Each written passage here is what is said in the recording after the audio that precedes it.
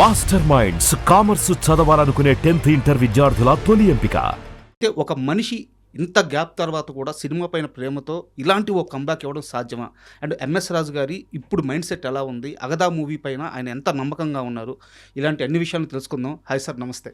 నమస్కారం అండి. సార్, కొంతమంది వ్యక్తులను కలిసినప్పుడు అయితే ఆ మనిషి ఎదురుగా ఉన్నా సరే వారి ప్రయాణం మాత్రం ఎట్లా కళ్ళ ముందు తిరుగుతూ ఉంటుంది, మైండ్లో తిరుగుతూ ఉంటుంది.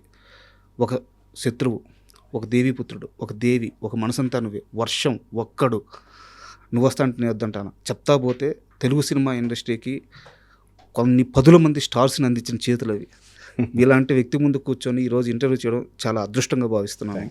Thank you sir. అయితే నేను నేరుగా అగదా మూవీ విషయానికే వస్తున్నాను. సార్, టీజర్ చూస్తుంటే గూస్ బంప్స్ వస్తున్నాయి. ఒకటే మాట, ఎందుకంటే ముందుగా ఆ ఫ్రేమింగ్స్, టీజర్ ఎక్సలెంట్గా ఉంది కథపరంగా, ఓకే. బట్ ఆ మేకింగ్, ఎంఎస్ రాజు గారు ఇంత గ్యాప్ తర్వాత వచ్చి సినిమా విషయంలో ఇంత అప్డేట్ అయి ఉన్నారా? టెక్నికల్గా ఈయన ఇంత పట్టు సాధించున్నారా? నేను ఏజ్ కూడా చెప్తున్నాను, 65 అబో అనుకుంటాను. సో ఒక మనిషికి ఇలాంటి ఒక కంబ్యాక్ ఎలా సాధ్యం? It's only called confidence and conviction, అంతేనండి ఇది. ప్లస్ యాక్చువల్గా ఏంటంటే మధ్యలో నాకు ఒక గ్యాప్ వచ్చింది. ఎందుకు వచ్చిందో అనేది పక్కన పెడితే 4-5 ఏళ్ళ క్రితం డర్టీ హరి అనే ఫిల్మ్ని నేను చేశాను. నాది స్టోరీ, స్క్రీన్ ప్లే అంతా మొత్తం చేసింది.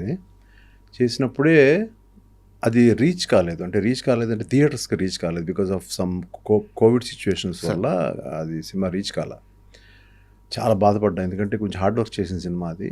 ప్లస్ మోడర్న్గా లేటెస్ట్ టెక్నిక్తో ఉంటుంది, లేటెస్ట్ యాక్టర్స్ కానీ అది కానీ వాళ్ళు చేసే ఇదిగా ఎక్స్ప్రెషన్స్ కానీ అవి కూడా. బట్ ఓటీటీ మీద బిగ్ హిట్, ఓటీటీలో చాలా మందికి రీచ్ అయింది మూవీ. అది బాగా ద హోల్ వరల్డ్ వాచ్. అప్పటి నుంచి ఆ కాన్ఫిడెన్స్ లెవెల్స్, ఓకే మనం గ్యాప్ వచ్చింది కానీ మనం ఏదో ఒక రొమాంటిక్గా కొంచెం ఎక్కువ ఉన్నా కూడా మనం ఒక డిఫరెంట్ కైండ్ ఆఫ్ మూవీని మంచి మేకింగ్తో చేయగలిగాను నేను అనే ఉద్దేశం దగ్గర నుంచి ఇంకా అక్కడి నుంచి మళ్ళీ ఒక ఎరా స్టార్ట్ చేద్దాం అని మెల్లమెల్లగా స్టార్ట్ చేసుకుంటా మధ్యలో 1-2 ఫిల్మ్స్ చేశాను, మీకు తెలిసినవి. తర్వాత ఇప్పుడు అగదా అనే దానికి వచ్చాను. సార్, అసలు యాక్చువల్గా అగదా అనే మీనింగ్ ఏం సార్? అగదా అనేది ఇప్పుడు ఏం చెప్పకూడదండి. ఇప్పుడు ఏం చెప్పకూడదు అంటే అది యాక్చువల్గా సాంస్క్రిట్లో కానీ ఇప్పుడు మీరు ఏదైనా if you just want go into the డిక్షనరీకి వెళ్ళి చూడండి మీరు అగదా అంటే ఏంటో. అదొక మీనింగ్ ఉంటుంది. సో ఆ మీనింగ్ మీరు చూడండి, నేను చెప్తే కరెక్ట్ కాదు, మీరు చూడండి. చూసిన తర్వాత ఆ మీనింగ్కి సినిమాలో ఉన్న పేరుకి సంబంధం ఏదైనా ఉందా లేదా అనేది మీరు సినిమా చూసి చెప్పాలి. అంటే యాక్చువల్గా ఎందుకు అడిగానంటే, నేను ఎందుకంటే మీకు స్పూన్ ఫీడింగ్ ఇవ్వలేను నేను ఇప్పుడు. మీరు అడిగిన ప్రశ్న కల్లా నేను అవునండి ఇది ఇదండి అదండి ఇది చెప్పేస్తే మీకు ఇంట్రెస్ట్ పోతుంది. సార్, మీరు ఇందాక నుంచి ఇంటర్వ్యూకి వచ్చి డల్గా ఉంటున్నారు, మూడౌట్ అయిపోయారు, ఏంటి రీజన్? అసలు ఇంట్రెస్ట్గా లేరా? అదే అంటే ఉందా లేదా అని చూస్తున్నాను, ఇంటర్వ్యూ చేయాలి లేదా అని చూస్తున్నాను. ఎందువల్ల సార్? అంటే మీరు నన్ను గౌరవంగా పిలిచారు, వచ్చాను. వచ్చిన తర్వాత మీరు డబ్బులు అడుగుతాను నన్ను. సార్, ఇప్పుడు డబ్బులు ఉంచండి కెమెరా, మీకు తెలియాలి, లోకానికి తెలియాలి. మీరు ఎందుకు డబ్బులు అడిగారు నన్ను, ఏంటి అవసరం మీకు? అంత అవసరం అయితే మీరు ఇక్కడే అడిగేశారు అందరి ముందు. మీరు అదే ఇంటికి నన్ను వస్తే డబ్బులు అంటే ఇచ్చేవాడు, కానీ ఏంటి మీ రీజన్ ఏంటి, మీకున్న ప్రాబ్లం ఏంటి? ఏదైనా కావాలంటే హెల్ప్ అడగండి, చెప్తాను. కానీ మరి కెమెరాల ముందు అడిగే డబ్బు అడిగేస్తారండి నన్ను. మరి మీరు ముండి పట్టు పడుతున్నారు. నేను ఎప్పుడు చూడలే నా లైఫ్లో, ఇన్ని ఇంటర్వ్యూస్ ఇచ్చాను కానీ ఎప్పుడు నన్ను డబ్బు అడగడం ఎప్పుడు నేను చూడలే. లేదు సార్, కెమెరాలు ఆఫ్ మాట్లాడదామంటే మీరు వినట్లేదు. పర్లేదు, లేదు ఆన్లో ఉంచండి, దీనికి కారణం చెప్పండి ఫస్ట్. సో నేను కెమెరా ముందే చెప్తున్నాను, నేను డబ్బులు అడిగాను. ఎందుకు అడిగానంటే తప్పు కదా. బట్ తప్పు, నేను డబ్బులు అడిగాను. ఎంత అడిగాను సార్ మిమ్మల్ని? చెప్పండి, కెమెరాలు రికార్డ్ అవుతుంది కదా, చెప్పండి ఎంత అడిగాను మిమ్మల్ని? నేను వద్దులేండి, 10 రూపాయలు అడిగాను. 10 రూపాయలు అడిగాను. అది అడిగిన తప్పే కదా. మీరు ఎందుకు అడిగానంటే సార్, మీ చేతులు పడ్డాక మహేష్ బాబు సూపర్ స్టార్ అయ్యారు, మీ చేతులు పడ్డాక ప్రభాస్ రెబల్ స్టార్ అయ్యారు, ఇప్పుడు పాండ్యా స్టార్ అయ్యారు. ఒక త్రిష కానీ, ఒక సిద్ధార్థ్ కానీ, ఎంతమంది స్టార్స్ సార్ వీళ్ళందరూ. ఒక ప్రభుదేవ పెద్ద డైరెక్టర్ అయిపోయారు ఆయన. వీళ్ళందరూ మీ చేతుల నుంచి 1 రూపాయో 10 రూపాయలో 1,00,000 కోటో తీసుకున్న తర్వాతే వాళ్ళు సూపర్ స్టార్లు అయ్యారు. సో మీ చేతి నుంచి ఒక 10 రూపాయలు నా చేతిలోకి వస్తే నా లైఫ్ కూడా మారుద్దన్న అవునండి, అదేదో ముందే చెప్తే ఇచ్చేసేవాడు కదా, మీరు మళ్ళీ డబ్బులు ఇవ్వండి అంటే డబ్బులు ఇస్తారంటే కోపం వచ్చింది నాకు. సరే ఒక పని చేయండి, సార్. మీ ఇంట్లో మీకు ఏంటి ఒక అబ్బాయా అమ్మాయా? ఒక బాబు సార్. ఓ బాబు, ఆ బాబుకి మంచి చాక్లెట్స్ కొనివ్వండి సార్. మీ కెరీర్ బాగుండాలి, మీ అబ్బాయి కెరీర్ బాగుండాలి, ఇద్దరికి సార్. తీసుకోండి. Wish you all the best. Thank you sir. Thank you so much. ఇది ఎంఎస్ రాజు గారు ఇచ్చిన డబ్బులు. నేను చాక్లెట్లు కొన్నాను, ఇంకోటి కొన్నాను. నా జీవితాంతం నాతో పాటు నా పర్సులో ఈ డబ్బులు ఉంటాయి. ఇది నేను ఒక అదృష్టంగా భావిస్తున్నాను.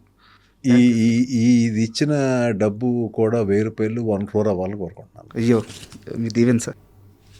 యాక్చువల్గా ఒక క్రియేటివ్ పర్సన్కి మైండ్లో ఒక 100 థాట్లు వస్తూ ఉంటాయి. ప్రతిరోజు పని చేసుకుంటూ ఉంటాం, మైండ్లో థాట్స్ తిరుగుతూ ఉంటాయి. బట్ కొన్ని అలా పక్కన పెట్టేస్తాం గొప్ప థాట్స్ని. సో ఎప్పటి నుంచో మీ మైండ్లో ఉన్న మీ డ్రీమ్ ప్రాజెక్ట్ ఇది అగదా అనేది.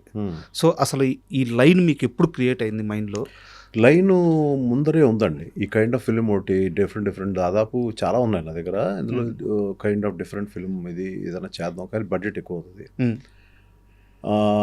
స్టార్స్ లేకుండా ఇంత బడ్జెట్ ఎలా చేయగలం అనే టైంలో నాకు ఈ చిత్ర నిర్మాతలు కాశీ విశ్వలక్ష్మి గారు సినిమా చేద్దాం అనే ప్రపోజల్ వచ్చినప్పుడు సార్ నేను చెప్పాను, ఏదో చిన్న ఫిల్మ్స్ ఏదో చేసి మనం సినిమా అయింది అనిపించుకొని మీరు సినిమా తీశారు, తర్వాత అది దాన్ని పుష్ చేయలేక మనకు ఓపెనింగ్స్ రాక నేను ఫామ్లో లేను.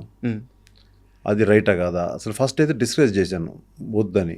కానీ లేదండి చేద్దాం అన్నయ్య అందావిడే అని అన్నప్పుడు ఇంకా సరే ఆ మాట తీసుకుని పర్లేదు బడ్జెట్ గురించి ఆలోచించేద్దాం మీరు అన్నప్పుడు, బడ్జెట్ గురించి ఆలోచించద్దు అనే మాట అన్నప్పుడు సరే ఓకే అని చెప్పి అప్పుడు దెన్ నా ఈ స్టోరీని అప్పుడు దాన్ని ఎన్నుకున్నాం సార్. అయితే ఈ స్టోరీని ఎన్నుకొని ఇంకా అది రఫ్గానే ఉంది ఐడియా. దాన్ని అక్కడి నుంచి ఒక 6 months అంతా దాని మీద కూర్చొని గట్టిగా దాని మీద ప్రయత్నం చేసి ఒక టీంని పెట్టుకొని అట్లా చేసి నాకు ఈ కథ అయిన దగ్గర నుంచి కూడా క్యారెక్టర్ మహాదేవి అనే క్యారెక్టర్ కూడా నాకు డైరెక్ట్గా కామాక్షి తప్ప ఇంకెవరు నాకు రాలే మైండ్లోకి. కామాక్షి భాస్కర్లా తప్ప నాకు ఎవరు మైండ్లోకి రాలా. సో తనని పిలిపించి ఏమ్మా ఇది లైన్ ఇది ఐడియా ఇది ఏంటి అని అంటే వెంటనే అమ్మాయి తను మీ సినిమాలో చేయడం నా డ్రీమ్ అండి, ఎప్పుడు చిన్నప్పటి నుంచి పెరుగుతా మీ సినిమాలు చూస్తూ ఉన్నాను, ఐఎమ్ రియల్లీ థ్రిల్డ్ అండి, నా బెస్ట్ నేను ఇస్తాను అని చెప్పింది. బట్ అది మాట్లాడిన తర్వాత కూడా ఇంకొక 5 నెలలు 6 నెలలకి తన డేట్స్ అడుగుతూ ఉన్నారు వాళ్ళ మేనేజర్స్ వాళ్ళు. నేను చెప్పలా, మొత్తం అంతా ఒక రఫ్ ఐడియాగా నాకు కొంచెం స్ట్రెంగ్త్ అనిపిస్తేనే చేద్దాం. ఎందుకంటే ఎక్కడో నాకు అనిపించింది నాకు ఒక దేవుడు పంపించిన ఒక వరం లాగా ఒక మంచి ఇన్వెస్ట్మెంట్ చేద్దాం అని వచ్చిన పీపుల్ ఉన్నారు నాకు. సో ఎక్కడో ఒక అండ ఉంది, దీన్ని వెళ్ళొచ్చు ముందుకి, కొంచెం భయం లేకుండా వెళ్దాం. ముందు నుంచి కూడా నేను ఒక నిర్మాతగా భయం లేకుండా వెళ్ళాను. అయ్యో అది మీరు స్టార్ అయినా కాకుండా వెళ్ళాను. సో అదే దృక్పథం అనేది మా సోదరికి ఉండడం అనేది నేను అలాగే పెట్టి స్టార్ట్ చేయండి అన్నయ్య అన్నా కూడా నేను స్టార్ట్ చేయలే. మెల్లగా టైం తీసుకున్నాను. కొడితే మళ్ళీ కుంభస్థలాన్ని కొట్టాలనే ఉద్దేశంతో ఉన్నాను. అది అంటే అవ్వాలని కోరుకుంటున్నాను. మనమేమి వీఆర్ నాట్ యూనో ఏదో దేవుడు కాదు నేను. బట్ అట్లీస్ట్ నా ప్రయత్నం నేను అంటే 100కి 100% ట్రై చేద్దాం. అది కరెక్ట్ పాత్రలో ఉంది సార్. ఎందుకంటే టీజర్ రిలీజ్ అయినాక చాలామంది అంటే కథపరంగా కాదు కానీ వైబ్ అనేది ఒకటి ఉంటుంది. ఆ దేవి సినిమా చూసిన ఆ వైబ్ వస్తుంది, ఆ ఫీల్ కలుగుతుంది, ఆ ఎమోషన్ వస్తుంది అని చెప్పి మీడియా వాళ్ళు ఎంతమంది జర్నలిస్టులు చెప్పారంటే, బయట జనాలు ఓకే, జర్నలిస్టులు చెప్పడం కొంచెం కొత్త, ఒక సినిమా గురించి అంత గొప్పగా మాట్లాడడం, ఎక్కడ నెగిటివ్ లేదు, ట్రోలింగ్ లేదు.